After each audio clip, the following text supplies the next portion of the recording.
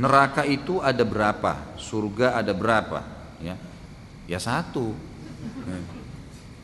Neraka ada satu, neraka, surga ada satu. Itu hadis yang menjelaskan. Makanya namanya cuma ya satu. Allah SWT menjelaskan tentang masalah neraka, jahanam. Memang namanya punya benar, tapi satu tempat, ya, satu tempat.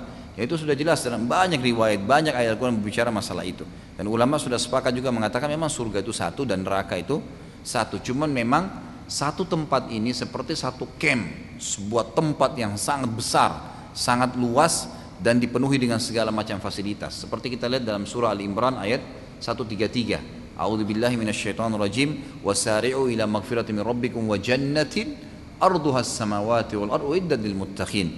Bergegaslah kalian kepada pengampunan Tuhan kalian dan kejarlah surga yang surga itu seluas langit dan bumi yang dijanjikan bagi orang-orang yang beriman. Jadi surga sebuah tempat memang, tapi dia luas langit dan bumi. Dalam hadis Bukhari dijelaskan seorang mukmin akan memiliki istana di surga itu dari awal tanah ke ujung tanahnya itu 40 tahun jaraknya. Memang besar sekali, tidak bisa dibayangkan surga itu, gitu kan? Kata Nabi SAW di surga itu semuanya apa yang dilihat oleh mata tidak pernah mata lihat di dunia.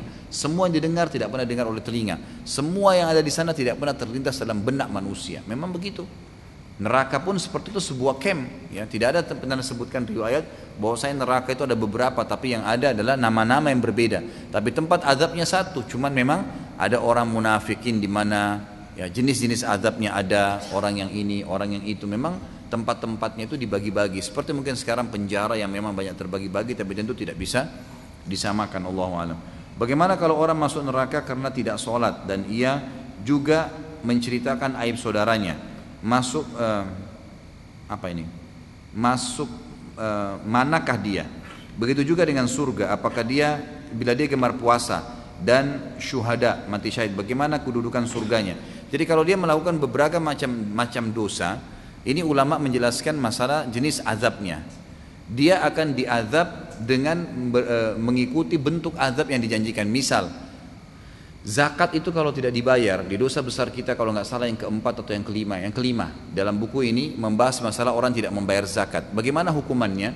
Kata Nabi SAW dalam hadis Bukhari, nanti hartanya akan berbentuk seperti ular yang tidak punya sisik di kepalanya karena kerasnya bisa yang ada padanya, lalu melilit tubuhnya kemudian mematok-matok kepalanya, gitu kan.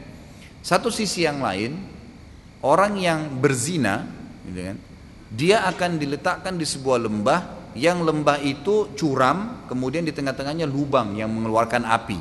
Semua pezina ini berusaha lari ke atas lembah. Begitu mereka sudah di tengah-tengah, mereka setengah mati naik karena ya curamnya, maka api tersebut keluar dengan besar membakar mereka. Hangus, kemudian mereka jatuh, api itu masuk kembali. Kata ulama, kalau orang menyatukan beberapa dosa, maka akan digilirkan azab itu padanya. Digilirkan azab itu padanya. Sebagaimana juga kalau dia masuk ke dalam surga, seseorang itu mukmin bisa memiliki surga di semua fasilitas. Karena nanti ada surga bab pintu khusus orang yang puasa, bab Rayyan. Maksudnya pintu itu adalah nanti dibuka pintu itu ada banyak camp di dalamnya, ada banyak istana di dalamnya. Orang yang puasa akan dapat. Nanti ada pintu sholat, nanti di dalamnya dibuka gerbang, ada istana dengan beragam macam bentuk, berbeda-beda bentuknya, berbeda fasilitasnya. Ada haji, ada sedekah, ada macam-macam. Makanya waktu Nabi SAW jelaskan itu, kata Abu Bakar apa? Ya Rasulullah, apakah ada orang yang dapat semua pintu-pintu itu bisa punya istana di setiap pintu? Kata Nabi SAW, iya ada, dan kau termasuk wahai Abu Bakar. Jadi bisa antum kalau rutin mengerjakan segala macam ibadah ini, nanti antum akan punya istana di sana, di setiap pintu gerbang sholat ada. Ini jadi banyak. Seperti kalau orang di Indonesia punya rumah di Surabaya, punya rumah di Bandung, punya rumah di Saudi, punya rumah di Amerika, dia bisa kunjungin kapan saja. Tapi tentu tidak bisa disamakan dengan surga ya. Surga itu fasilitas yang luar biasa. Tapi seperti itulah memahaminya.